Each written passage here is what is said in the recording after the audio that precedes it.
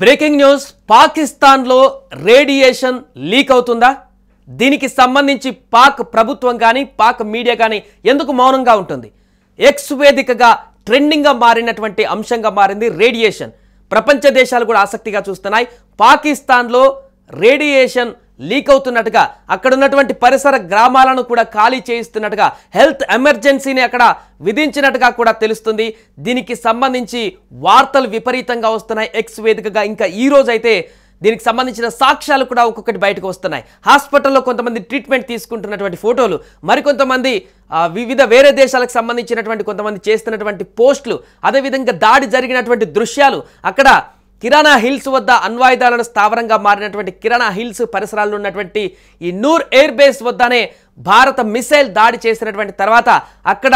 nuclear సంబంధించినటువంటి radiation leak అయింది అనేటువంటి అంశం అయితే ఇప్పుడు తీవ్ర చర్చకు దారితీస్తుంది ఆల్ ఆఫ్ సడన్ గా కాల్పుల విరమణ ఒప్పందానికి సంబంధించి కూడా ఎందుకు ఇంత ఆల్ ఆఫ్ సడన్ గా భారత ప్రభుత్వం కూడా నిర్ణయం తీసుకుంది అటు పాకిస్తాన్ కూడా కాళ్ళబేరానికి ఎందుకు అమెరికా దగ్గరికి వెళ్ళింది అనేటువంటి అంశాలు కూడా ప్రస్తావిస్తే 11వ తారీఖు సాయంత్రం ఆల్ ఆఫ్ సడన్ గా ఎందుకు ఇలాంటి పరిస్థితి వచ్చిందంటే ఇప్పుడు వస్తున్నటువంటి వార్తలను కనుక పరిశీలిస్తే ఇది బలాన్ని చేకూరుస్తుంది భారత్ ప్రయోగించినటువంటి బ్రహ్మోస్ మిసైల్ నూర్ ఎయిర్ బేస్లో ఉన్నటువంటి న్యూక్లియర్ అణుబాంబు పరిసరాల్లో పడి అణు కేంద్రానికి పరిసరాల్లో పడి అక్కడ భారీగా రేడియేషన్ లీక్ అయి పాకిస్తాన్ మనగడ ప్రమాదానికి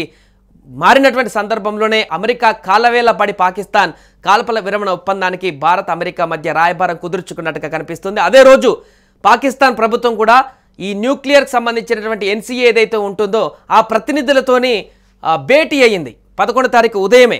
అంటే ఇది కూడా ఒక ఇండికేషన్ లాగా చూడొచ్చు అమెరికాకి సంబంధించినటువంటి ఈ న్యూక్లియర్ రియాక్టర్స్ ఎప్పుడైతే రేడియేషన్ వెలువడేటువంటి దానికి సంబంధించినటువంటి విమానం ఏదైతే ఉంటుందో అదే చక్కర్లు కొట్టింది అదేవిధంగా అదే రోజు ఉదయం పాకిస్తాన్ ప్రధానమంత్రి ఈ ఎన్సీఏ వాళ్ళతో భేటీ అవ్వడం జరిగింది పాకిస్తాన్కి సంబంధించినటువంటి అణుబాంబుని